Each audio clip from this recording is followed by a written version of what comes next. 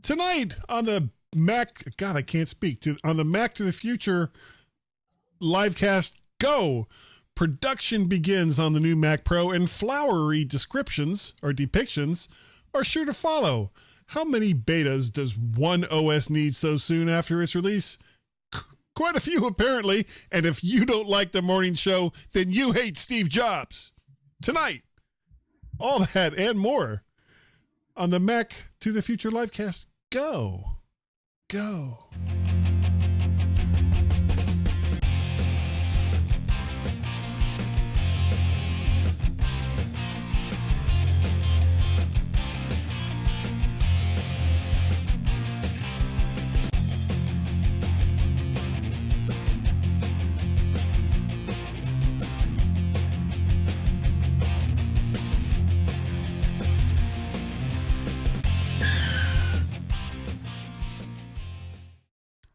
And hello, everyone, and welcome to yet another exciting, if not slightly late, Mac to the Future livecast.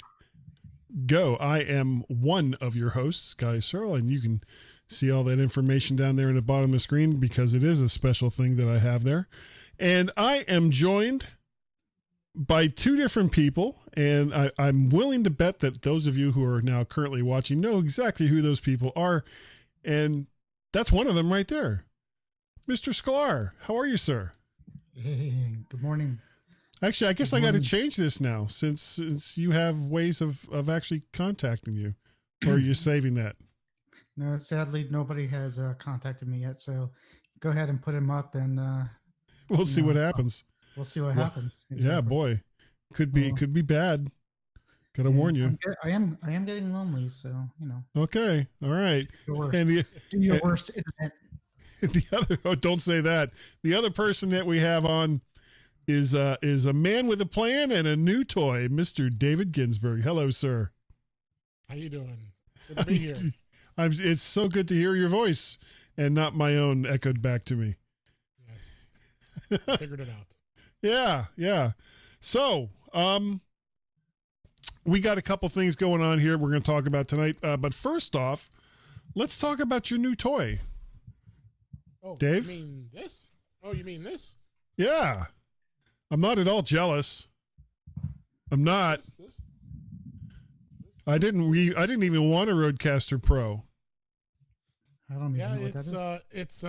It's pretty impressive, I must admit. It is. I'm still learning it, and as we just figured out when I was trying to get it working here, which you would hear me my echo back. So, but a lot of amazing things. It makes life very easy when it comes to production of the podcast. Yeah, it does.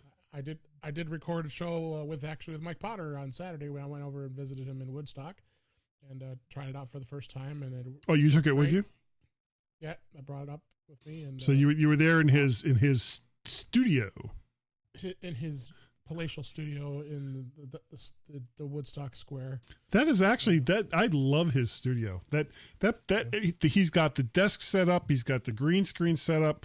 I really wish that he would do more with it because he's got like all the toys. He's already offered, so I'm going to take him up on it. And we're going to do some video production. Excellent. So.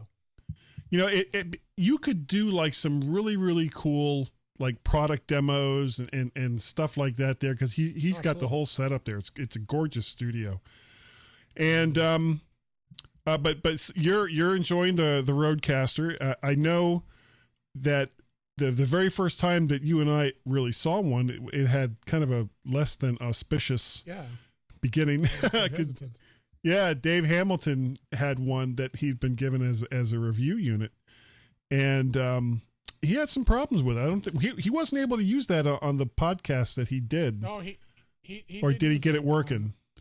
He got it working, but he just wasn't happy with this, because he's a little more particular with the sound than I am. And he said there's some issues he wasn't happy with. Some people were making, giving feedback about it. So he just kind of put it on the shelf. So I don't know where he's leaving it. He never heard back from Rode, so I don't know what. Well, he must have sent the unit back then because I don't think he actually bought it. No, it was a review unit. Yeah, Yeah. He still has it. Okay. Oh, he still does. Okay. All right. But I mean, it works with your iPhone. I got my iPhone synced to Bluetooth. I can play any sounds. I can bring someone in. I can have a phone conversation with somebody on the phone through the Rodecaster, recorded onto the podcast. Right. As you were hearing a couple of sounds I was playing, you actually hear a few as I can push the buttons. So. And you can customize those as well. You can. Yes. I mean, you can program each. There's 8 buttons. There is 8 buttons, but there's 3 banks that you can program it to different sounds. Okay. Okay. Yeah. So you can put in your like opening theme and closing theme and that's what I did already, yeah. Incidental music and all kinds of stuff. Yep. I mean, that's like it's awesome. I actually got it. I got a tweet from who was it? Not Tom Schmidt. Not Peter Cohen, Elliot777. I'd have to go and look to see who that was. But he was telling me that if I crave the Rodecaster Pro, to take a look at the Zoom LiveTrack L8, which has a lot of similar features to it. Mm-hmm. And I put in an email to Zoom to see if I could get a review unit. But I mean, who knows? It's been so long since I've done reviews. Nobody really knows who I am anymore. As far as it's connected to mymac.com. Now on speaking of your Rodecaster mixing podcasts, there's an update with In Touch with iOS that concerns both of you. Yes, we did announce it last week. Did we? Yeah, we talked about it. Yeah. Warren is now our official co-host. Contrary to people were concerned when they saw our episode get released out on Tuesday, I made sure I put on the top. No, Warren's still the co-host. I just happened to have a great opportunity to hang out with Mike, so I thought it'd be fun to do that. So, which I'll do from time to time, and we're going to bring guests on too. So I'm reaching out to a few people, and so it's a lot of times it'll be just Warren and I, and then other times we could have a third person as a guest. So, but I'm super stoked about it, and I think I know Warren is too. So. Or times without me, like I was like next week, because I will be in the West Coast. Oh, what's on the West Coast? We're going to Seattle for a few days. Just for I'm fun. sorry. What do you mean sorry? I've never been there, and I want to go there. Okay. I'm going to visit Microsoft campus. I'm going to visit Starbucks. And then we're going to go to because where else can you go to Starbucks? Except in Seattle. Yeah. Watch them toss in the Fisherman's Wharf, not Fisherman's Wharf. What do they call it? The market, some kind of market. I don't know. Yeah, that's actually really cool. That whole little area right there is very cool. I've never been there. We're going to go to awesome. I'm going to go to the first Starbucks, and then I'm going to go to all the other Starbucks. And maybe you'll be there a lot. You'll be drinking a lot of coffee because they're like on every corner, every corner. And then we're going to Chicago because they have the world's largest Starbucks now. Did they? I'll have to get to Chicago next week because my team is playing your team, and it's going to be a suck bowl. But here you go. It's going to be a suck bowl between both teams. Well, the only thing that would make it worse would be if either one of them was playing the Dolphins. Not really. I think all 3 of our teams just like totally blow this year. Yeah, that's bad. So the Ravens are doing well. There you go. Yeah. So hooray, Ravens! All like them. Yeah. Thanks, Sky. We appreciate it, and we're gonna have a lot of fun. So I mean, it's. I'm sure you will. I'm sure you will. The last quick take before we get to the two main stories. I was reading online. I guess there's a lot of critical blowback toward the morning show. There's a lot of people that critics that don't like it. Whereas, almost in inverse of that, the regular people who review stuff really seem to like the show. I'm personally not a big fan myself. I'm going to continue to watch. For this entire season. So, I'm going to at least give it the chance that I gave Star Trek Discovery. But so far, it's really not doing it for me. No, it's all right. I'm caught up. It doesn't bother me. Yeah. The Okay. last episode, the last episode, I just Where have they're to in the say- car, where Steve Carell and Jennifer Aniston are in the car talking. Yeah, that's Was that the last episode? Yeah. Yeah, but the funniest part of the whole thing is how the security guard let in the building. The only person in the world he shouldn't be letting into that building, he let into that Yeah, building. right, that was Yeah. kind of off That the wall. like that just what the I mean that was What the Yeah, hell? I'm not sure if they're going to be able to continue the level of outrage that they're trying for with this show, but we'll see. But what they're saying, the producers and some of the other people involved with the show are saying that obviously the reason why people don't like the morning show is because they are Apple haters. probably something. Apple haters. Yeah, Maybe. Well, there are a lot of them. Yeah. Yeah. I'm watching that, and I'm watching the For All Mankind. Those are the two things we're watching. Well, I'm enjoying that show. The other show I'm really enjoying is on Disney Plus, and that's The Mandalorian. Yeah, Mandalorian has been, and there's only been 2 episodes out so far.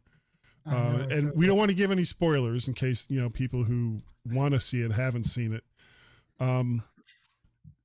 But that show started strong in the first episode, and the second episode was just even better. I mean, and the thing I like about The Mandalorian as compared to a lot of the other streaming shows, the morning show, and for that matter, For All Mankind as well, is that they don't seem to have an agenda. It's not about, trying to hammer some message home. It's about telling a story and telling a good story. And so far, I think that the 2 episodes they've got so far has been, I've really, really liked. It's been great. Yeah, no, it's a good show. And I finally got to see Frozen. So, there's that. Did you let it I go? actually enjoyed it. I really, really liked Frozen. And I didn't think I was going to. I did not think I was going to. Now you have to see Let the it musical and go. the second one. Yep. Well, I don't know about that. Maybe when Does it comes Dave have on a- Disney Plus, Does but Dave have a button that will sing "Let It Go"? probably if he programmed it. But I liked it. I actually really, really did. And I'm finding that most of Twilight the, Zone. That's "Let It Go" in the Twilight Zone. Is what it is. most of the streaming shows that I've been watching has been from Disney Plus, and oddly enough, I haven't been watching that much Netflix lately. We just started something. Got to be starting something. Oh, I'll get a music Are we strike if watching- I'm not careful. The Queen, The Crown. The Is Crown, that Netflix? season 3. Oh, the kind of real-ish autobiography of Queen Elizabeth. Well, sort of. Yeah, it's very far from realish, but yeah. Oh, I'm sure. good. These all are. Yeah, no, it's good. That's a good one too on Netflix, and then Okay. Amazon has some stuff. And that, I've been watching Star Trek Next Gen No, again. Going back, Not- and it's been so long since I've watched it. It's like, ooh, I barely remember this episode, so it's like all still new Right. again. Surprised Chuck hasn't asked you to come on Trek Favorites. Got to come up with an episode. Well, we have a fundamental disagreement about Star Trek Discovery, so I don't think he would ever have me on that show. Well, I'm pick other still- episodes. Yeah, that's true. All didn't right, realize let's. it was so temperamental, that conversation. There are people that really, really, really like Star Trek Discovery. I'm not one of them. I'm not a fan. I am not a fan of Star Trek Discovery. I keep watching it.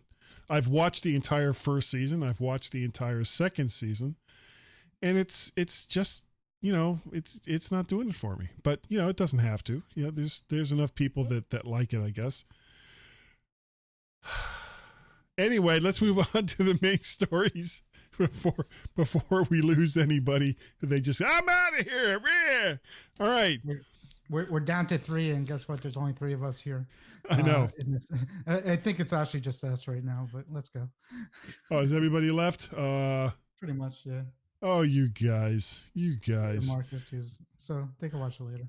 Okay. Apple is expanding their presence in Austin. This was actually a story from Apple.com. Apple breaks ground on a new Apple campus in Austin, Texas, which is where the new Mac Pro is scheduled to be built. The facility will house up to 15,000 employees in a variety of roles related to manufacturing. By the time it's completed around 2022, Apple is claiming that they will be expanding their manufacturing presence in various areas around the country. And even with all of the political BS going on, President Trump visited the manufacturing facility for the new Mac Pro. I guess that was today or yesterday. And I don't know, the relationship. I don't really understand the relationship between President Trump and Tim Cook. I think Tim Cook is mostly like, look, I just want to get through this. We want to keep the company going. We don't want to piss anybody off. Oh, yeah. Let's just roll. So, of course, and that's what he's doing. And Donald Trump does, to his credit, want more jobs in America, and having things built here, especially with what's going on overseas, is not a terrible idea. So, yeah.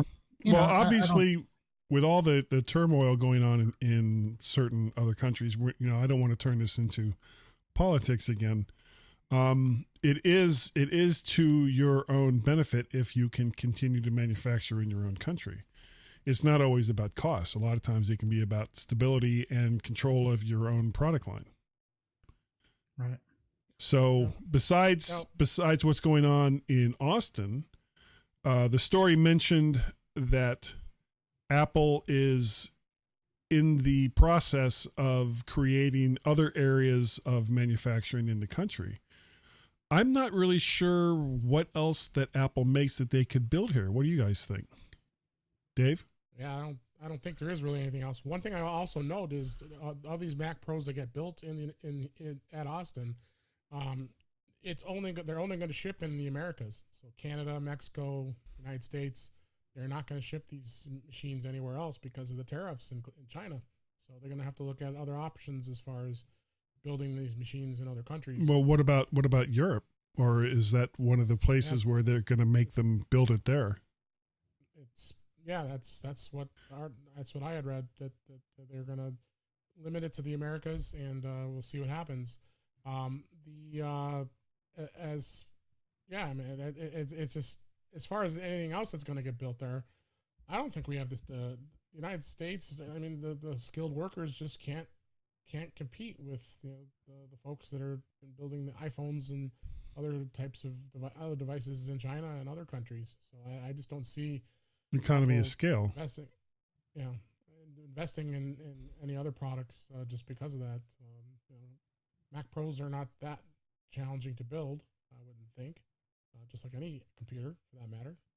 Dell makes a lot of their computers here, some of them, but I just don't see it any other products that I could think of would do here. Okay, what about you, Warren? iPod socks. Well, what about HomePods? Do you think that they could build HomePods here?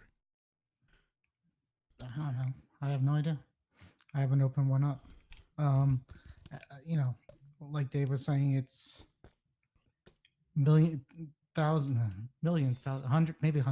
hundreds of tiny parts and tiny little things is the problem.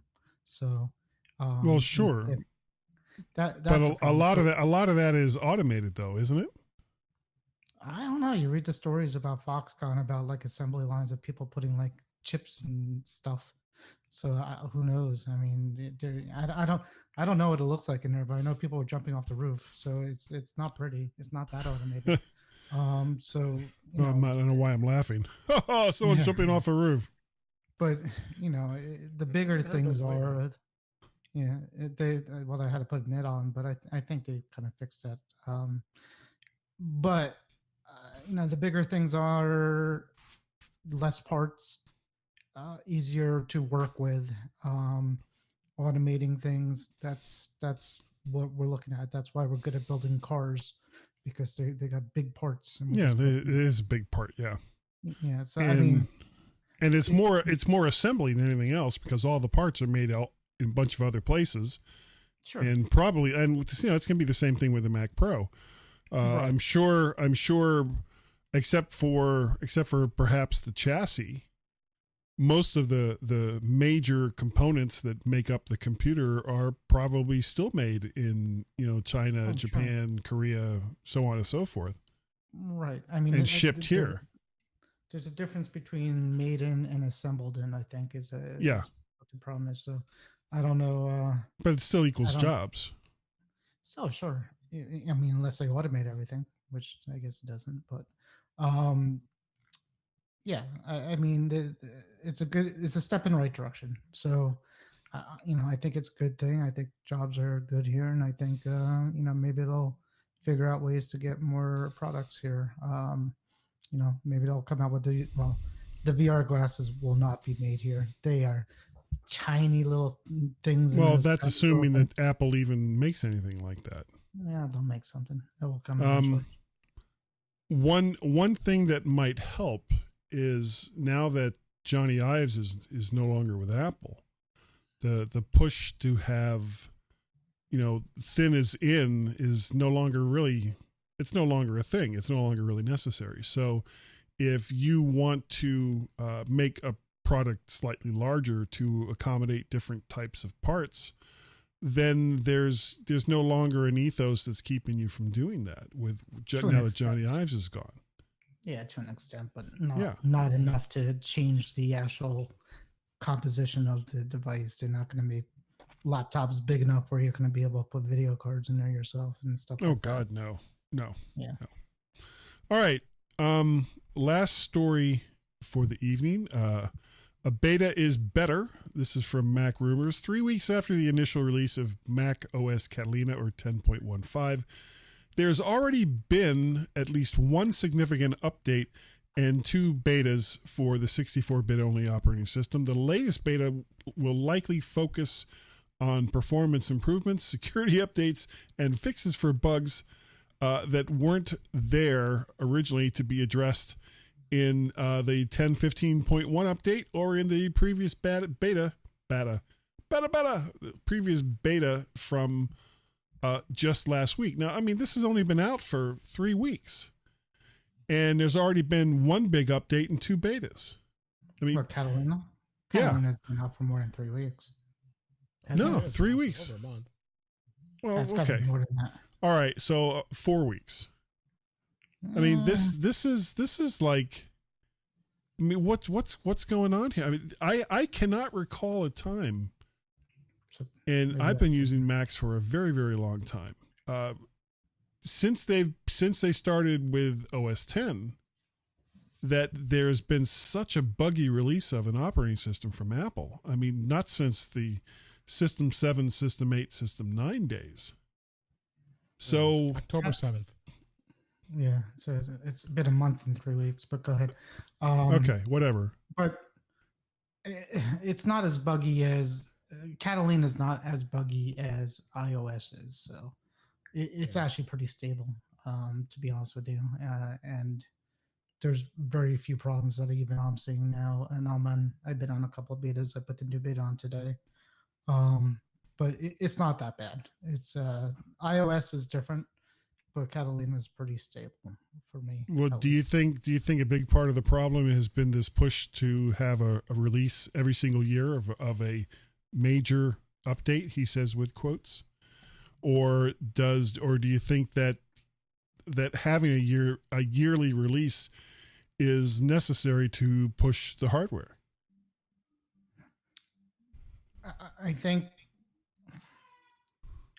they could call it the same product without even changing the name and still add features, and it wouldn't matter. They're going to want to add features every time they can to be competitive and to sell hardware. Windows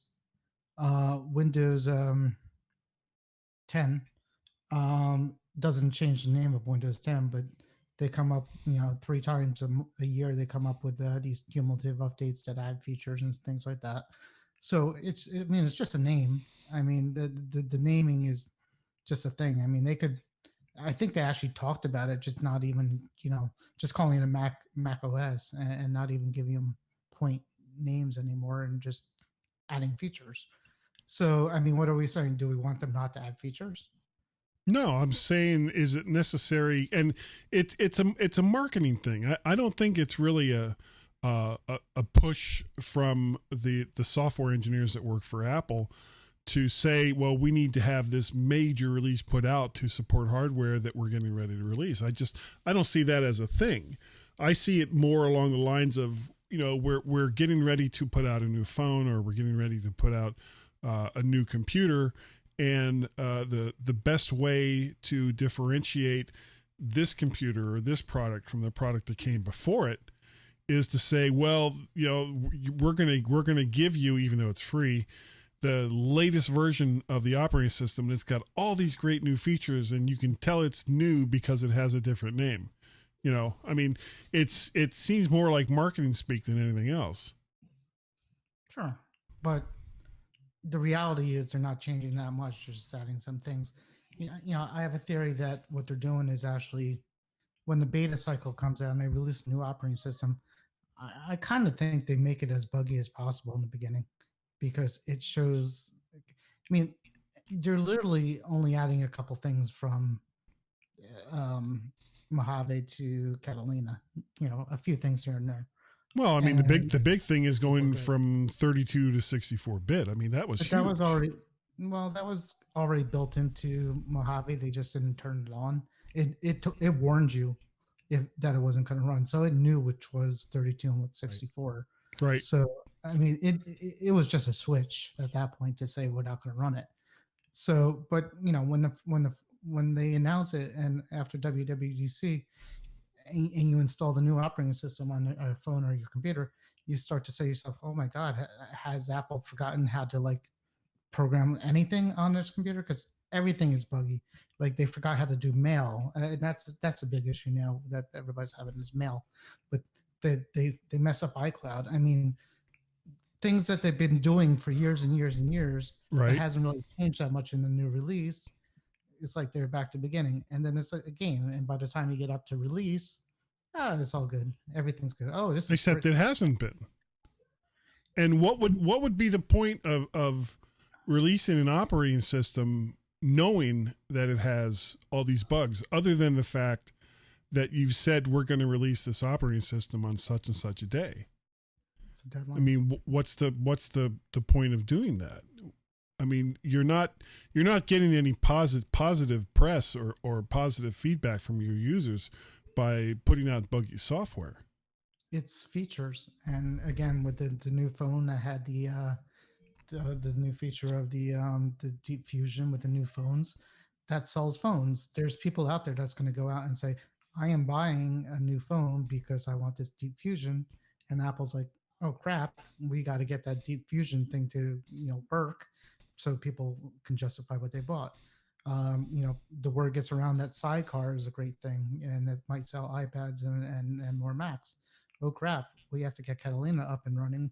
I don't care that there's a few things that not working. It's being an operating system being stagnant is not going to sell more things. New features do, and that's what everybody's looking for. New features. Right. Everybody wants a new feature. But new features might sell you some computers or phones, but if the rest of the software, or a large portion of the software that people rely on every single day, isn't working, then you start to alienate the same people that came for those other features. They're not going to care so much about the fact that they can connect up their iPad to their computer for a separate screen if they can't get their mail. As you said, we're 3 weeks out, so people are going to bitch for a little bit. Apple will finally get it. After about a month, people won't even realize remember that these bugs existed, and they're going to enjoy their brand new 2016 16-inch MacBook Pro. So what are you saying? No, I'm saying it worked on of me. the three of us that don't have a 16-inch. I don't have a road 2019. Yeah. Well, I have a 16-inch. Can I just say one thing about it? Sure. The CPU fan has not gone off once, even on this. And that's is that a 6-core or 8-core? I got the 6-core. I got the base. Okay. But it's beautiful, and the screen is nice. Still cranking. Yeah, my fan's not going at all. Yeah, it's great. And well, my iMac is pretty quiet. It's got double the storage as before, which I'm happy with. And the best part is I discovered that I needed reading glasses. That's why I have these glasses on.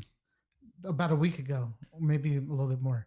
Okay. So, can I just say all my screens look incredible. My iPad looks great. My MacBook looks. I mean, it's almost like I doubled the size of the monitor. Oh, that's funny. I'm wearing it's like, man, my computers look like crap. Oh, hold on a second. Wait. Hold on. Wipe. Oh my God, they're fantastic. In fact, I'm going to Amazon and see if they have the 5X lenses. These are like 2. I'm going to get. That's what I wear is the 2X. All you can see is big pupils, right? And like a Kita. It's going to be like an IMAX theater in front of my face. If anybody gets that reference. Who? Akita. That's look it up. It's a fighting robot movie. I haven't seen it, but saw pictures of it. Yeah, Battle Angel. Yeah. All right. So the beta. Anyways, people. The story is back up your old operating system. Catalina's not bad, but I haven't gone to it yet. As an IT guy, I'm still hesitant on telling people to do it because they're going to have that 132-bit program that they're going to call me back and say, "Hey, my thing doesn't work," and I'm going to go, "Oh crap." Is that the way they sound when they say it? They all sound like that. Yes. Oh, okay. They all sound that way. Just checking. Both IT guys. Yeah. I can't get this to work. My solitaire game. For me, most of my problems are related to games. So none of my Steam games work will work, and a couple of other and mostly minor stuff isn't going to work on the Catalina. So I haven't switched yet. Oh, so my brand new machine, the boot camp drivers came out yesterday, and today with the new beta, they allowed me to install the new beta on it. It's all running great. And anyways, with games, boot camp, there's a lot of games that will run in boot camp. In fact, well, I mean, you have like a minor install of Windows on there, pared down. It's a boot camp partition. It's a whole partition. Yeah, it's a full version. Okay, and then you just use it for games. No, I use it for work. I have a few programs that only work in Windows, IT programs, and just to keep up with it. I do with Parallel. Maybe Dave would know, but this thing has that new graphic card in there. I'm just wondering how it's going to play games with that. So I got to try that. Right? It's got I don't play games, but it's got a something. I don't know. The good old A something. Minecraft. I'll play Miss Pac-Man. Okay, well, I think that is unless either one of you have something else, I think that's it for tonight's show. Anything? No? All right.